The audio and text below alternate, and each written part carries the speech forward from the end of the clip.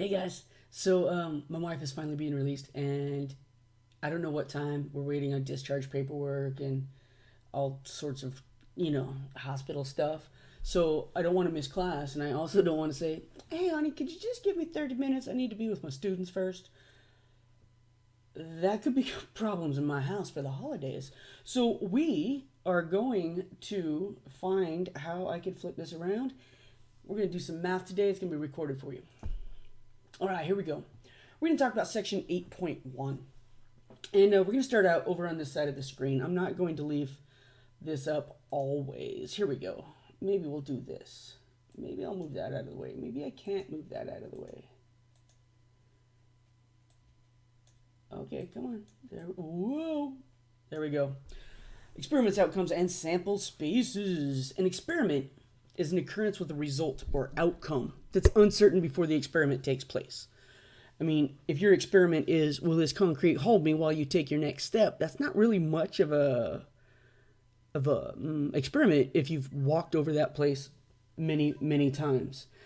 An experiment might be flipping a coin, rolling a dice. Will it rain today? Set of all possible outcomes is called the sample space for the experiment. Now, within the sample space, we have events. So given a sample space, an event E is a subset. It's all the favorable outcomes, right? So flipping a coin before the start of the next Seahawks game, and they call heads. That means that team wants heads to be the side of the coin showing face up. That's the favorable outcome.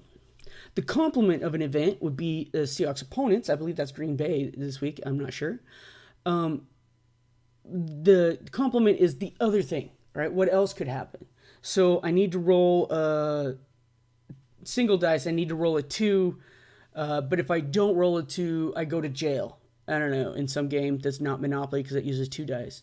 Well, the complement is everything that's bad. I really want to roll a 2. The complement of the event is 1, 3, 4, 5, and 6. It's everything else that could happen. We have union events, just like we have unions and intersections of any sets. Events are just sets. Mutually exclusive events, they're disjoint or mutually exclusive if they have nothing in common. So if my set E is a result of flipping a coin, and my set F is a result of rolling a single die, there's never going to be a time that a flip of a coin is the same as the roll of a die, right? There's no corresponding head tail 1, 2, 3, 4, 5, 6. So they would be disjoint or mutually exclusive. All right. So in problem number 1, I don't need that there. I need this to come down. On problem number 1 of 8.1, we have the need to see the whole chart. Consider the following. Assume that the dice are distinguishable. So I've given you all possible distinguishable outcomes from 2 die. Let me write that down here. Distinguishable dice. And I took this directly from our book, so it's there for you if you want it. So describe the sample space, and our sample space will be 2 distinguishable dice are rolled. What could happen? Well, can I have 1 matched up with everything through 7? No. I could have 6 matched up with everything through 6, 5, 4, 3, 2, and 1, but I can never roll a 7, right? Anytime you have a square box here on WebAssign, you're going to have multiple answers. Now, my event is the numbers add to 7. And adding to 7 is right here on this line, right? 6 plus 1, 5 plus 2, 4 plus 3, 3 plus 4, 2 plus 5, 1 plus 6. These all give us 7. So when we're looking over here, what adds to give us 7? None of these do. List the elements. It's all of these. And this one's a little tricky because that one also works. But that one's taken care of in here. So I'm just going to submit that one, even though it's a box and it looks like I should submit multiple. I'm going to take the one that covers all the options. All right, so that one shouldn't be square. Then we're going to do the same thing, only this time we're going to use indistinguishable.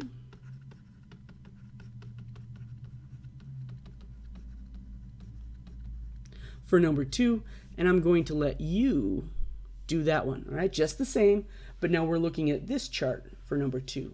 All right, we'll come back to the assignment in a minute. Actually, we're going to go right back to it. A packet of gummy candy contains 4 strawberry gums, 2 lime gums, 2 black currant gums, and 4 orange gums. So I'm looking at like those Welch's fruit packs that you may or may not have gotten from Halloween, whether you bought them or begged for them or stole them from a sibling. I don't recommend. I still do it. I steal from my kids. It's a Tootsie Roll tax. They give me all their Tootsie Rolls. It's amazing. April May sticks her hand in and selects 6 candies at random. The sample space is the sets of all 6 candies that she chooses, and this is total in the package. The total in the package are 4 plus 2 makes 6, 7, 8, 9, 10, 11, 12. April is particularly fond of combinations of 4 strawberry and 2 black currant gums. The event that April will get the combination she desires is the set of all sets of 6 gummy candies, in which 4 are strawberry and 2 are black currant. We don't even have to look at those drop-down menus, and these could be in a different order. Right? It depends on what the drop down gives you. Don't overthink it. It doesn't matter that they're gummy candies. It doesn't matter that it's April, May. It's how many are we looking for? How many are there total? How many are we looking for? What specifically do we want them to be? All right, don't overthink it. All right. Suppose 2 dice, 1 red and 1 green. So these are distinguishable. So we could go back to our chart up above if we need it. A, the red dice shows a 1. All right, so we know that A is 1, 2, 1, 3, 1, 4, 1, 5, and 1, 6. But that's actually not true because the green die is the second one. And I missed one. Let's not forget 1, 1. All right, so this is the set A. Squiggly. The set B, the numbers add to 3.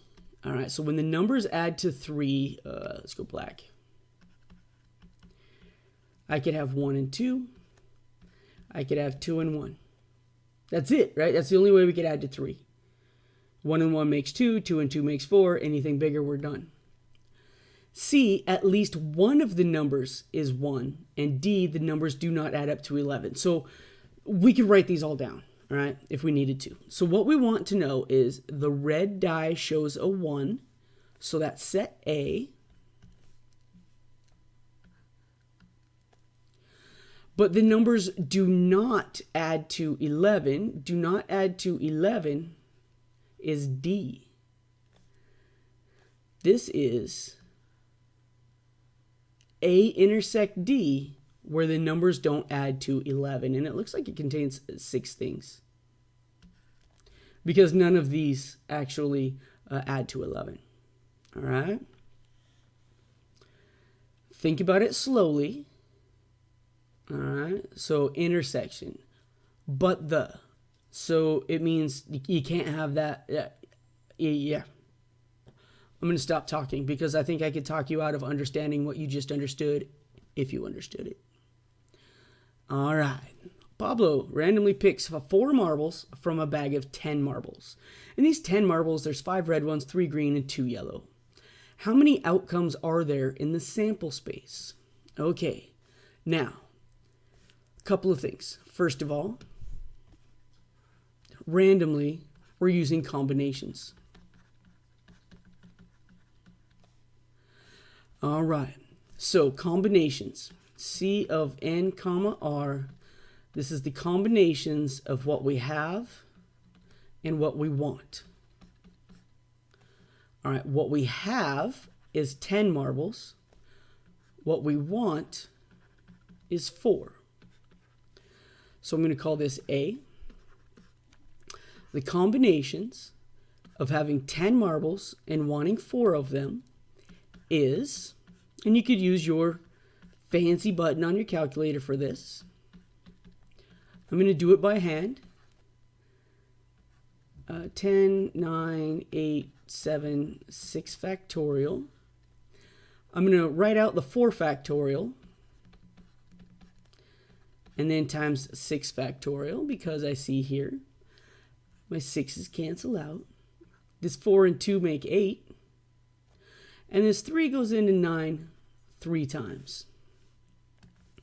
So when I multiply, I have 10 times 3 times 7. 3 times 7 is 21. 21 times 10 is 210. Total ways that I could grab 4 marbles from a bag of 10 marbles. But we want specifics here. All right, B is specifics. None of the marbles are red. So what we're going to do is we're going to look at red. What do we have? Red, green, and yellow. And I'm going to call this one others. All right. So we want no red. So out of the 5 red ones we have, we want 0 of them. And then out of the remaining 5, we want 4, right? Because we always want 4, we always have 10. Notice my 5 and my 5 make our total of 10. Our 0 and our 4 make our total of 4. So we have accounted for all 10 marbles. We want 4 of them, 0 reds. So in particular, 0 reds. So we will do 5 factorial divided by 0 factorial times 5 minus 0 factorial. That is 5 factorial over 0 factorial is defined to be 1. That's just 1. Crazy, but true. The others. Oh, look, I'm about to be on my next page. We'll have the combinations of 5 things taken 4 at a time. We have 5 factorial divided by 4 factorial and 5 minus 4 factorial. Check this out. 5 factorial over 4 factorial, 1 factorial. 5 factorial, I don't like that. What have we been doing? We've been calling this 5 times 4 factorial, because the 4 factorials cancel out and we just get 5. So this problem ends up being 1 times 5 equals 5. Now what we'll do later, and I'm not going to write this down because I don't want you getting confused, is we're going to find a probability. What's the probability that none of the marbles Pablo picks are red? That would be 5 divided by 210. So in this section, we're just getting the lay of the land. We're figuring out how to find these numbers using our combinations. But in coming sections, I believe it's 8.3, we're going to put these together in terms of a fraction. But we already know how to find them. So it's just, it gets a little repetitive. We start building on this stuff that we already know how to do. Now, anytime I leave a blank space, that means we're going to need to look at the homework. Let's take a peek at number 11. Notice 10 and 11, very similar. Number 10 is 1 point. Number 11 is 4 points. So I thought we'd go over number 11. And I'll use this space for notes. You were choosing a region of the country to move to. The map below shows percentage change in housing prices in time periods which seem, I don't know, archaic, prehistoric to me right now. Let E be the event that the region you chose saw an increase in price in 6% or more.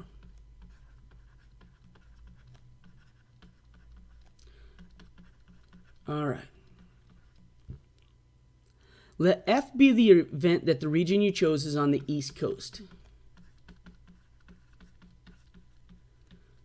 And just so we don't have to talk about geography, this is the East Coast: New England, Mid-Atlantic, and South Atlantic.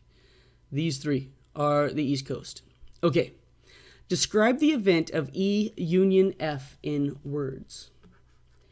E union F is all of E, all of F, all in common. So it would be all of F or all of E or all of F or all that they have in common. It's going to be an or. The union is always an or. All right, so or. What is in the union of E union F? So Pacific is over 6. Mountain is over 6. West, South, Central. Let's see. Pacific, Mountain, West, South, Central, and then the 3 East Coasters. Right? These ones have over 6%. These ones are on the East Coast. And one of them's over 6% also. So there's a little intersection going on there. So now we're going to describe the intersection in words. So 6% or more increase. This intersection, that's the and. Notice how it looks just like the N in and. Honestly, that's how I remember it. And is on the East Coast. So what's the only thing that is over 6% and on the East Coast? That's South Atlantic. Boom. Don't overthink this. All right, just slow down. All right, don't outthink yourself on it. Just slow down, read the words, write down what you need to in order to see how you're doing there. All right, let's look at number 12, number 13, very similar. Again, it seems like 13, like the last problem, is always the hardest one on this section. So let's do it. The following table shows the results. Since there's drop downs, I'm going to leave this. And I'm mostly looking over here, but I'll write over here. Consider the following events. S is a successful author. U is an unsuccessful author. N is a new author. And E is an established author. So I'm just going to write over top of those. Describe the events N intersect U and N union U in words. Well, let's see what our drop down is. N is new. All right, so N intersect U. So new intersection and U is unsuccessful. So I'm going to look for that exactly. New and unsuccessful. Fantastic. Now, if I want to look at N union U, that's new or unsuccessful. Right? Because the union is always an or. New or. Oh, unsuccessful. I got to read all the words there. All right. So now we could use the table to compute the values. And I'm going to do these in colors. Let's do a purple. Intersection. So if I look at all new and I look at unsuccessful, it's literally this overlap right here. It's those 12 that are in common. All right. But when we're looking at the union, let's make it not purple, not red. I guess we're going blue. If we're looking at the union, now we take all these new authors. So that's the number of new authors, 14, plus the number of unsuccessful authors, which is 20, minus, oops, not enough room, minus the number in the intersection. Because what have we done? In this circle for new, in those 14 that we have total, we've counted that 12. But when we have our unsuccessful, right, our total 20 of them, we've counted that 12 again. So we're going to subtract 12 of those, because really we have these 14 and then these 8. So we have 20 minus 12, which would be 22. And just to make sure we're okay, let's go ahead and get me some more points on this assignment. How does that make sense? 20 and 14 is 24 minus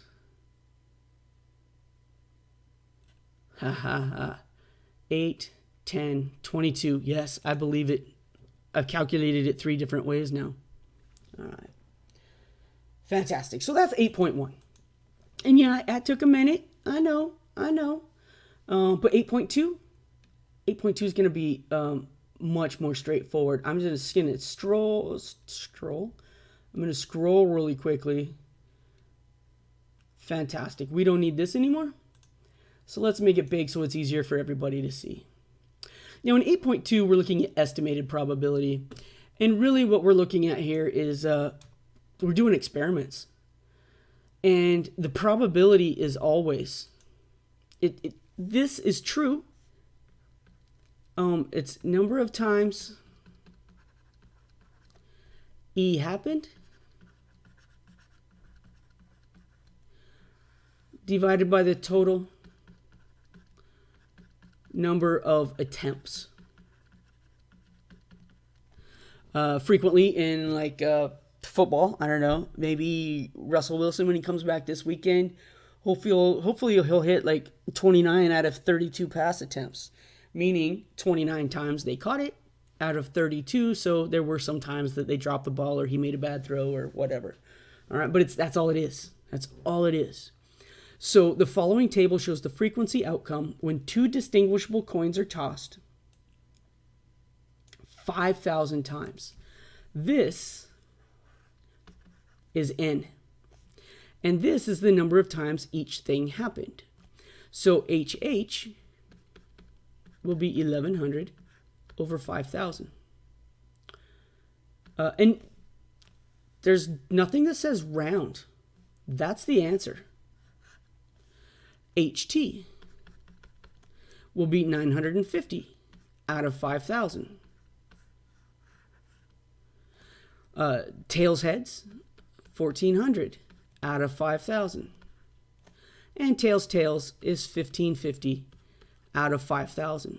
I'm going to say it again. I've said it many times. Let it be easy. Just because it's math doesn't mean it has to be difficult. It doesn't mean that you have to outthink yourself. All right? What is it? And these 5,000 times that we tossed a coin, can you imagine the boredom that comes with that? We tossed double heads 1,100 times. So 1,100 out of 5,000. And you can reduce these fractions, and you probably should. But that's it. Stop. Stop thinking. All right. Now, with relative frequency distributions, this row must add to 1. We must have a 100% chance that something happens. So I'm going to call this X for right now. So we know that 0.1 plus, not times, plus X plus 0.4 plus 0.3 plus 0.1 has to equal 1. So that's 4, 7, 8, 9.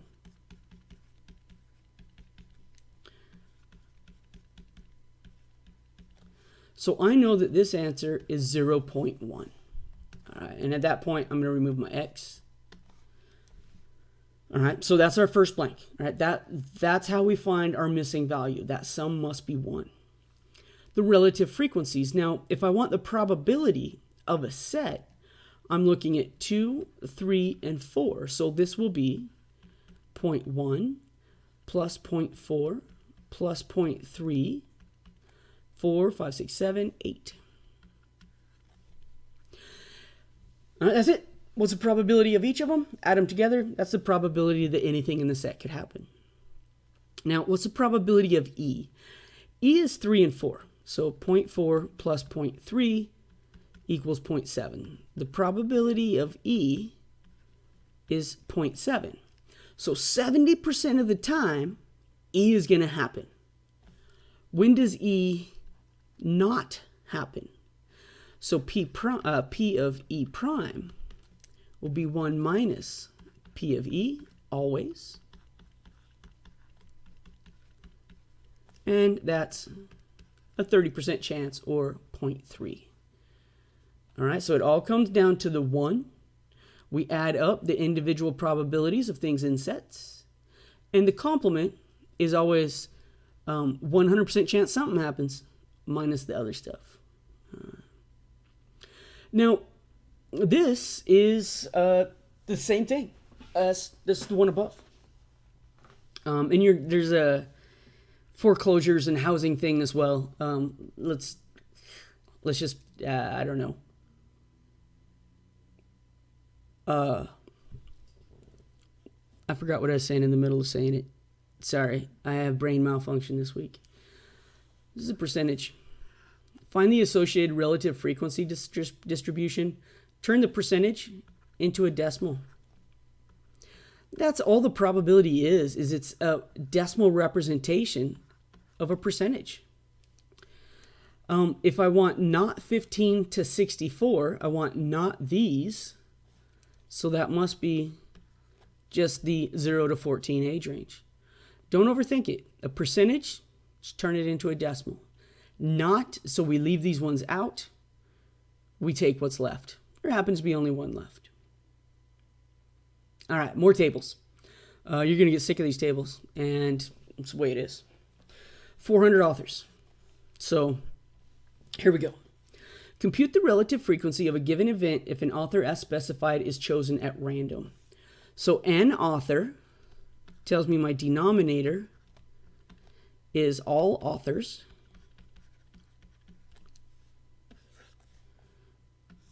Which is 400. Is a new author, I'm going to make this a better color.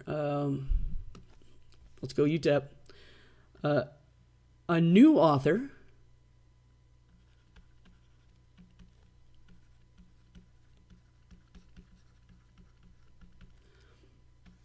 $96. That's my answer. 96 over 400. Don't outthink it.